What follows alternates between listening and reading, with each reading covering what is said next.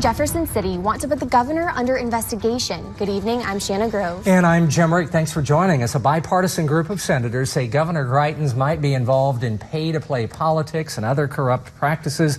KOMU8's James Packard has been on the story all day, and right now the governor's spokesperson had some pretty strong words on this. Yeah, trying to write this off really as career politicians just sort of being career politicians. This all started with how the governor ran his campaign. It's largely about whether or not he's being held accountable for the donations he receives. But tonight, despite Republican support for an investigation in the Senate, the governor's party is formally backing him up.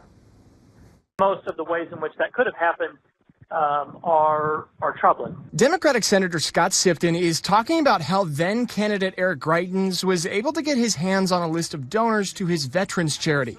It's a list that wasn't properly reported and wasn't paid for. You know, the rest of us play by the rules established by the Missouri Ethics Commission of disclosing who our donors are. And, you know, people can make hay of that if they want. But the point is all the cards are on the table. Everybody can see what's happening and win. Not so for the governor. The governor's trying to play by his own rules.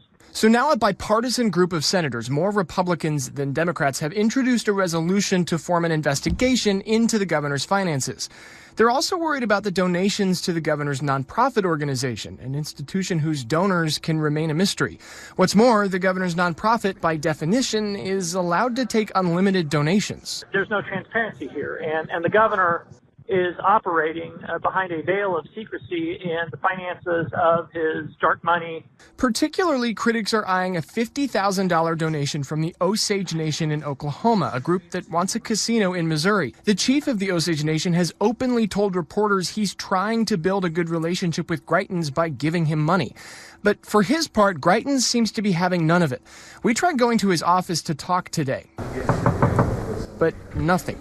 Instead, his press secretary sent me a text in which he referred to the call for an investigation as a temper tantrum. He went on to say the governor is doing what he promised, going after politicians on both sides, and, quote, when career politicians are whining, Missourians are winning. The governor's party called the claims a political stunt, baseless, saying that senators can't investigate the governor simply because of disagreements. We just want to find out what happened here.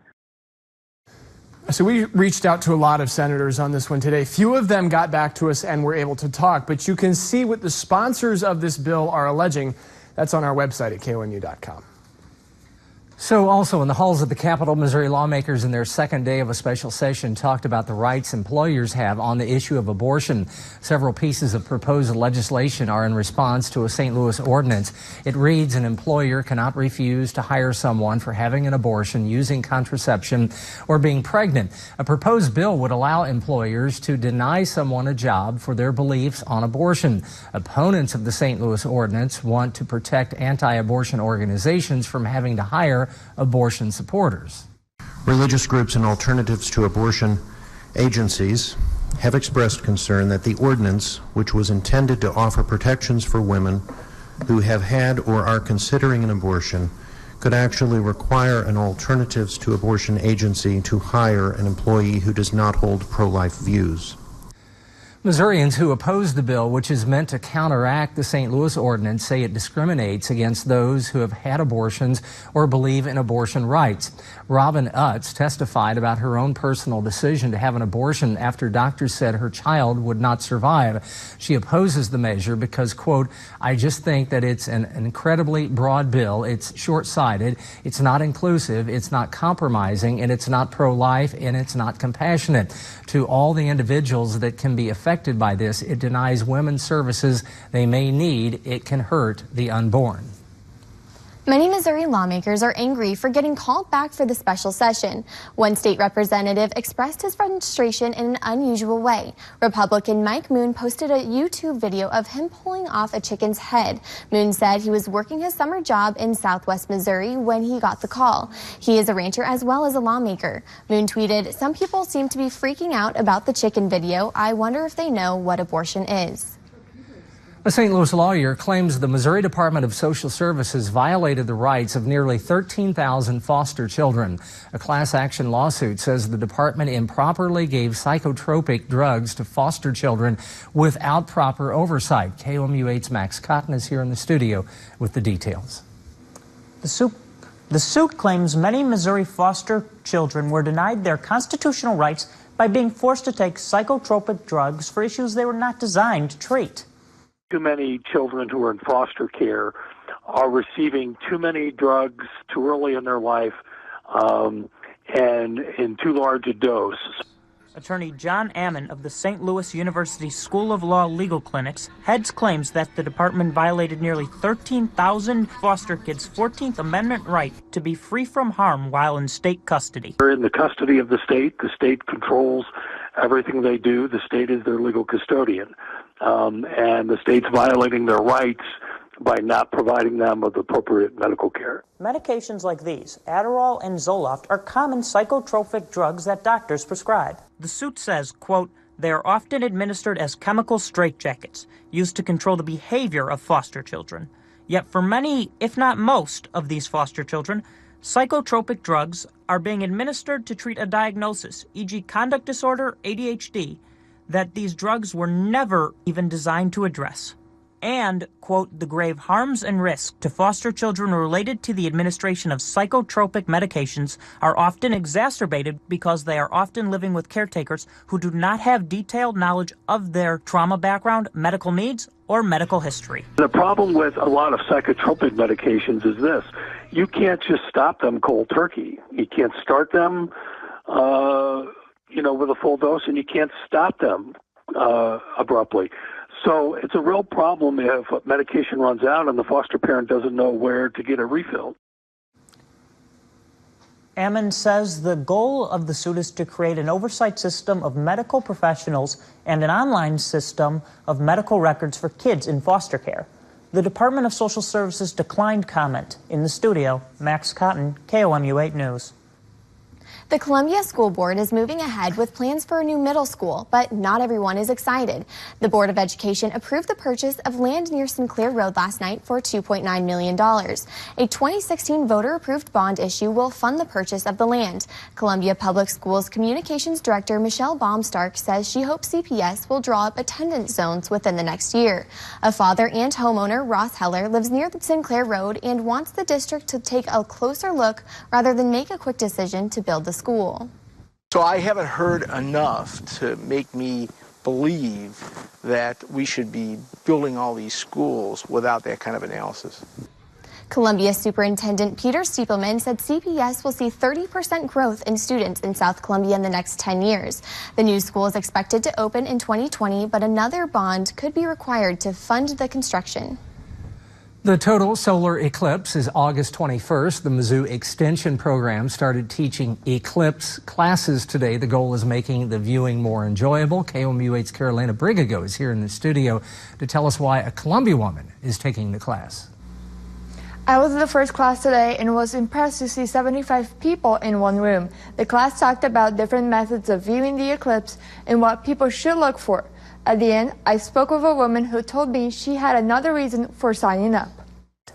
I also have a great-granddaughter who will have her 5th birthday within a couple of days when the eclipse comes, and she lives up in Minnesota.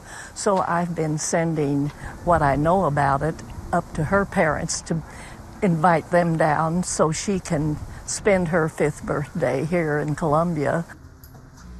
Heisler told me she has a similar memory and will never forget the lunar eclipse she saw as a kid. And that's why she wants her great-granddaughter to see the total solar eclipse. The solar eclipse viewing classes will continue for the next 4 weeks. The class instructor told me the more people prepare for the event, the more they will get out of it. Reporting in the studio, Carolina Briagão, KOMU News. The heat and humidity continues. Let's check in with Kenton to find out if we'll get any rain soon to finally cool us down. Kenton, Capitol Hill also heated up today as Attorney General Jeff Sessions testified before a Senate committee. Plus, one lawmaker is taking aim at the president's tweets. High drama on Capitol Hill today as Attorney General Jeff Sessions went before the Senate Intelligence Committee. But there's more focus on what the Sessions didn't say. NBC's Cassie Hunt brings us inside the room where it happened. Sitting in the same seat where fired FBI Director James Comey appeared just 5 days ago, today Attorney General Jeff Sessions defiant, addressing the Russian election meddling Comey had been investigating. The suggestion that I participated in any collusion, that I was aware of any collusion with the Russian government to hurt this country is an appalling and detestable lie. But the sharpest moments, Democrats going after Sessions for not answering questions about his conversations with the president. And now you're not answering questions. You're impeding this investigation. Sessions relying on what he says was long-standing Justice Department practice about not revealing confidential information. I am not stonewalling. I am following the historic policies of the Department of Justice. Today, Sessions contradicting Comey's account of the plea the former FBI director said he made to Sessions. Don't leave me alone with President Trump. After Comey says the president directed him to drop the Michael Flynn investigation. Sessions denying he stayed silent, as Comey claimed. I believe it was the next day that he said something, expressed concern about being left alone with the president. But that in itself is not problematic. He did not tell me at that time any details about anything that was said that was improper. And Sessions taking issue with this Comey assertion. We also were aware of facts that I can't discuss in an open setting that would make his continued engagement in a Russia-related investigation problematic. Mr. Comey said that there were matters with respect to the recusal that were problematic and he couldn't talk about them. What are they? Why don't you tell me? There are none, Senator Wyden. There are none. I can tell you that for absolute certainty. This is a secret innuendo being leaked out there about me, and I don't appreciate it. The memos Comey wrote about his meetings with President Trump, which he later shared with the press, will now be turned over to the FBI. Meanwhile, President Trump organized a lunch meeting with Republican senators today to discuss health care. He told the senators the GOP health care bill might need more money. GOP lawmakers are writing an Obamacare repeal bill they hope can win approval in the Senate. The president said despite Republicans' hard work, Democrats are still pushing back. And more questions in D.C. on whether President Trump is considering firing Robert Mueller, the special counsel in the Russia investigation. Several Republicans spoke out, saying getting rid of Mueller would be politically devastating after James Comey's controversial firing. Despite a report from a conservative news site saying Trump was considering it, White House officials say Mueller will not be fired.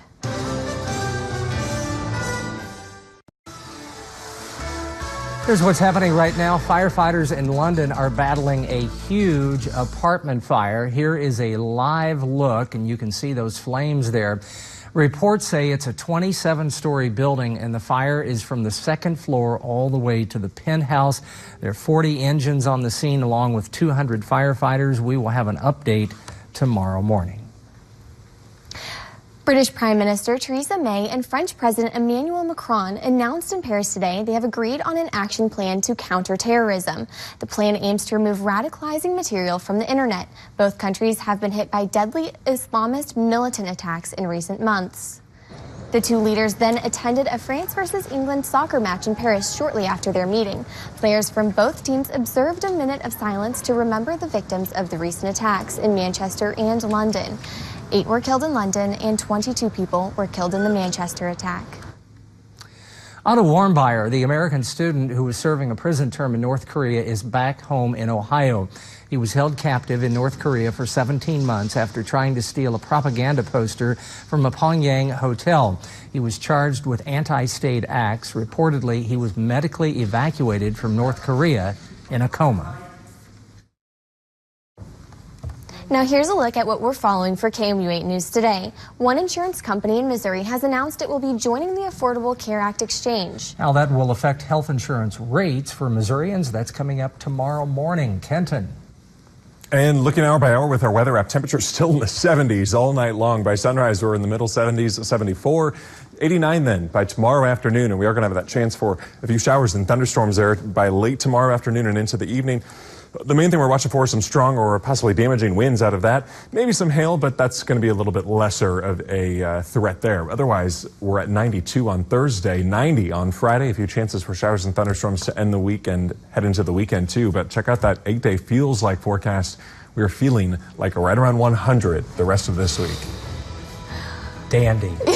Just dandy. That's going to be a toasty one. That's our time for now. Thanks for joining us. Have a great evening. Not my fault. It's not my fault.